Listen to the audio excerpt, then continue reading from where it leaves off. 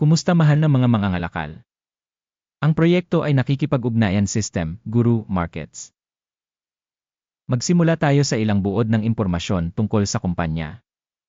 Kung kinakailangan, maaari mong ihinto ang video. Maaari mong tingnang mabuti ang bawat parameter ng korporasyon. Ihahambing namin sa iyo ang mga pangunahing tagapagpahiwatig ng kumpanya. Warner Bros. Discovery Inc. Ticker, VUA. Ang pagsusuring ito ay batay sa data simula noong Hulyo 6, 2025. Ayon sa klasifikasyon Guru Markets kumpanya Warner Bros. Discovery Inc. nabibilang sa subkategory. Media, 44 na kumpanya ang lumahok sa pagsusuri. Ang resulta para sa kumpanyang pinag-uusapan ay -5 sa 10 puntos. Average na marka para sa subkategory, 1.4 puntos. Kung titignan mo ito ng malawak sa loob ng merkado sa kabuuan, makikita mo na ang average na rating para sa merkado sa kabuuan ay 1.8 puntos. Laban sa isang minus na rating 5 puntos Warner Bros. Discovery Inc. Paghahambing ng dynamics ng share price ng kumpanya Warner Bros. Discovery at mga subkategory na kumpanya. Makikita natin na sa nakalipas na 12 buwan ang mga stock Warner Bros. Discovery Inc. nagpakita ng dynamics na 57.7%. Laban sa dynamics ng presyo sa subkategory na 18.3%. Market capitalization ng isang korporasyon Warner Bros. Discovery Inc. nagkakahalaga ng $27.74 bilyon. At ang market capitalization ng subkategory ay $312 bilyon. Ang halaga ng libro ng kumpanya ay $33.61 bilyon. At ang capitalization ng balance sheet ng subkategory ay $185 bilyon.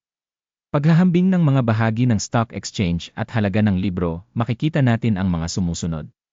Ibahagi Warner Bros. Discovery sa subkategory sa kaso ng market capitalization assessment ay 8.878%. Ang book capitalization ay 18.208%. Pagtatasa ng market share ng kumpanya at book value ng subkategory, good, 1 point. Ang mga pananagutan sa pananalapi ng organisasyon ay nagkakahalaga ng $37.273 bilyon. Ang mga pananagutan sa pananalapi upang mag-book ng capitalization ay umaabot sa 111% ng kapital ng kumpanya. Pagtatasa ng antas ng utang ng kumpanya, masama, -1 punto. Ang ratio ng presyo sa kita ng kumpanya ay 0. Na may average sa subkategory na 1,000 at 71.1. Ang market price to profit ratio ng kumpanya kumpara sa mga kumpanya sa subkategory ay napakasama, -2 puntos. Ang tubo sa huling 12 buwan ay -$1,788 milyon. Hindi alam ang mga kita sa hinaharap para sa susunod na 12 buwan. Pagtatasa ng inaasahang mga tagapagpahiwatig ng kita sa hinaharap kumpara sa mga kumpanya sa subkategory, masama, -1 puntos. Ang ratio ng presyo sa kita ng kumpanya ay 0.7. Ang average para sa subkategory ay 1.1. Pagsusuri ng halaga ng stock market sa ratio ng kita kumpara sa mga kumpanya sa subkategory, mabuti, 0.5 puntos. Ang kita sa huling 12 buwan ay $38,270 milyon. Hindi alam ang kita sa hinaharap para sa susunod na 12 buwan. Pagtatasa ng tagapagpahiwatig ng inaasahang kita sa hinaharap kumpara sa mga tagapagpahiwatig sa subkategory, masama, -1 puntos.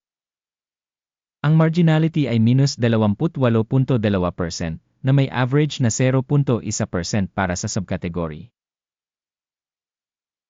Pagtatasa ng kakayahang kumita kumpara sa mga tagapagpahiwatig sa subkategory, TOLET, -0.5 puntos.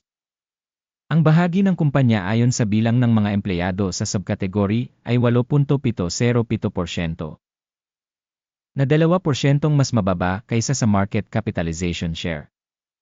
Ang halaga ng kapital bawat empleyado ng kumpanya ay $773,000. Habang para sa subkategory ito ay $778,000. Pagsusuri ng dami ng kapital ng kumpanya bawat empleyado kumpara sa mga tagapagpahiwatig sa subkategory, passable, 0 puntos.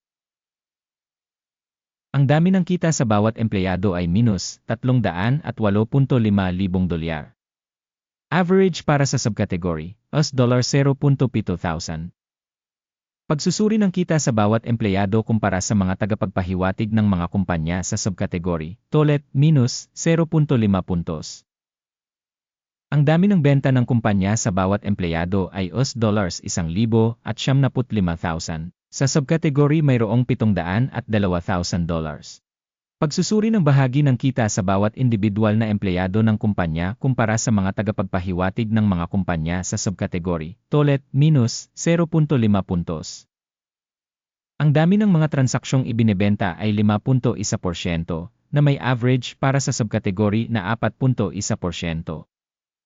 Tagapagpahiwatig 14 na nagpapakita ng antas na 64% para sa kumpanya Warner Bros. Discovery. Samantalang para sa subkategory, ang antas ng RC, 14 na, ay humigit kumulang katumbas ng 62%.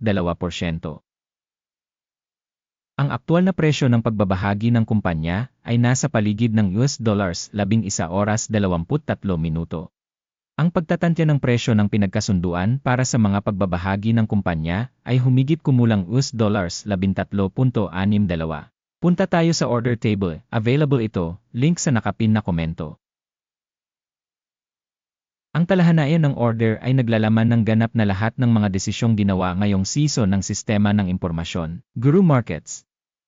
Libre at bukas ang akses sa talahanayan ng order, link sa nakapin na komento. Bilang resulta ng pagsusuri ng mga pagbabahagi ng kumpanya Warner Bros. Discovery Inc. Impormasyon at sanggunian na sistema ng pagtatasa Guru Markets, isang desisyon ang ginawa. Huwag buksan ang deal dahil ang video na ito ay isang pagsusuri.